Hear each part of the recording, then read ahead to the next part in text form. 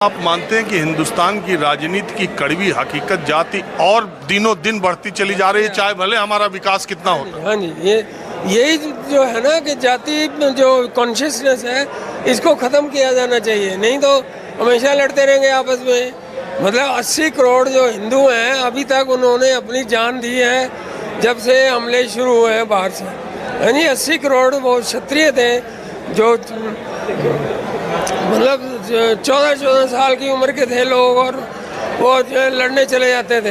तो उनकी भी तो फिर गिनती होनी चाहिए, नहीं होनी चाहिए, जिन्होंने कुर्बानी दी है इस देश की सीमाओं को बचाने के। आप जातिगत जनगणना के खिलाफ हैं? मैं खिलाफ हूँ।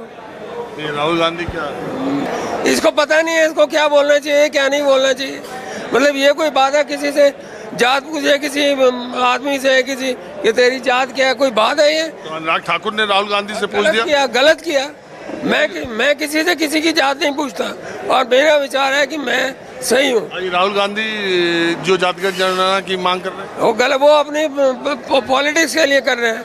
जैसे कि उसने किया था, वो जो राजा था इसने मंडल आयोग लागू किया था, वीपी सिंह, उसने अपनी सरकार को बचाने के लिए किया था, क्योंकि मंडल और उधर से कमंडल, इसलिए वो हुआ था। नहीं तो वो इंदिरा गांधी ने इसको करवाया था, लिखवाया था मंडल आयोग। कांग्रेस ने उसको डब्बे में बंद रखा था। तो बताइए, तो रिजर्वेशन नहीं मिला पिछड़ों को इतने दिन, गलत नहीं हुआ? 10 साल नहीं मिला ना, तो गलत हुआ। बिल्कुल गलत हुआ, वो मिलना चाहिए था। जब इंदिरा रिजर्वेशन होने से कहाँ पहुंच गया बैकवर्ड, हालात सब नहीं गए। देखो एक बात बता दें, आदमी का सामाजिक आर्थिक स्तर उठने से ज्यादा सामाजिक स्तर उठना जरूरी है। आर्थिक न्याय से ज्यादा सामाजिक न्याय का होना बहुत जरूरी है। लेकिन हमारे देश में जो आर्थिक रूप से संपन्न लोग हैं, वहाँ जात बिरादरी धर्म टूट चुका है, उनका कोई मतलब नहीं है। कोई पूछता है कौन? 1000 करोड़ के ऊपर के लोगों का कोई पूछ रहा है कि इस जात के हो, किस जात के नहीं हो? मेरे अपने जो मैं दिल्ली यूनिवर्सिटी में पढ़ाता था, तो स्टूडेंट्स मेरे थे जो वो अपना सर्टिफिकेट लाते थे कि मैं इस कास्ट का हूँ, इस कास्ट का हूँ। तो हम यूजीसी के नॉर्म्स के हिसाब से उनको चेक बनवाए। यूनिवर्सिटी में पढ़ा हूँ गुरुजी, ये यूनिवर्सिटियों में जितना विश्वविद्यालयों में जातिवाद है बहुत ज़्यादा है, और शुरुआती दिनों में जितना रहा है, अब हम लोग तो मोदी जी के प्राइम मिनिस्टर बनने के बहुत पहले यूनिवर्सिटीज छोड़ गए, लेकिन उस समय भी यूनिवर्सिटीज में जो जातिवाद और वैचारिक विचारधारा के लोगों का को पुष्पित पल्लवित किया जाता था, वो भी हमने देखा है। ऐसी बात वो भी है, वो भी होता। अब कम होना चाहिए, और कम हो रहा है, हो रहा है, ऐसी भी बात नहीं है। अब मेट्रो जितने सिटीज हैं उस पर ये कम हो रहा है, और इस पर। अच्छा, एक चीज़ मैं और बताना चाहता हूँ, जो अग्निवीर जो आप स्कीम की बात कर रहे थे, वो तो गांव में गया था मैं। हाँ, तो अग्निवीर में मैंने आपका भी सुना था। तो एक्चुअली क्या है, अग्निवीर जैसे सिपाहियों के लिए है, ऐसी ऑफिसर्स के लिए भी होता है।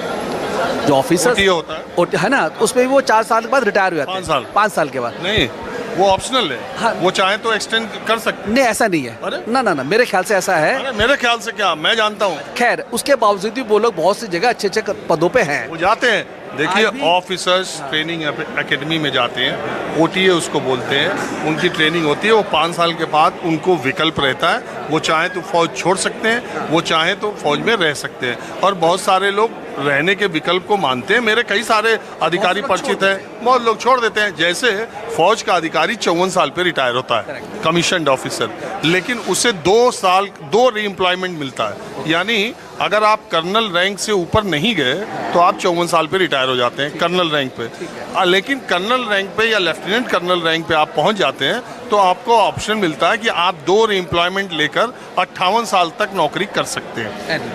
ये तरीका है। इसी तरह आपका पद बढ़ता जाता है तो फौज में आपके रिटायरमेंट की उम्र बढ़ती जाती है, और वो जनरल तक सबसे ज़्यादा हो जाती है। तो ये तरीका है, लेकिन उसमें विकल्प है। इसमें 25% को रख के 75 को नमस्ते। देखो सर, अग्निवीर जो जिस हिसाब से बना है ना, अगर मैं कहता हूँ वो 4 साल के बाद बंदा बाहर निकल गया, 75% या 50%, चलो एक ऑप्शन दे दी, 10% यहाँ है। सर, एक नई चीज़ बनी है आपके पास। मुझे लगता है आपके पास बहुत सारे एवेन्यूज़ खुल जाएंगे उसके बाद। एक सिंपल सी बात है, आप उसके समर्थन में। यस, अगर एक आदमी मुझे लगता है सेलेक्ट करना, सपोज मुझे उसने अग्निवीर से आ रखा है और मुझे एज ए टेक्नीशियन मान गया। देखिए, मेरा तो यह है, आदमी को अपना पक्ष रखना चाहिए। आप अग्निवीर के समर्थन में तो इसका भी स्वागत है जो विरोध करता है। और मैं ये भी कह रहा हूँ कि सो जो एनसीसी का एक पहले होता था, एनसीसी सर्टिफिकेट वाला, आज भी अगर एनसीसी में बस समय खत्म हो गया। माहौल क्या, हमें बस आज इतना ही। अगले एपिसोड में किसी दूसरे मुद्दे पर फिर चर्चा होगी। कैमरामैन संजय सिंह के साथ राजीव रंजन, न्यूज़ 24।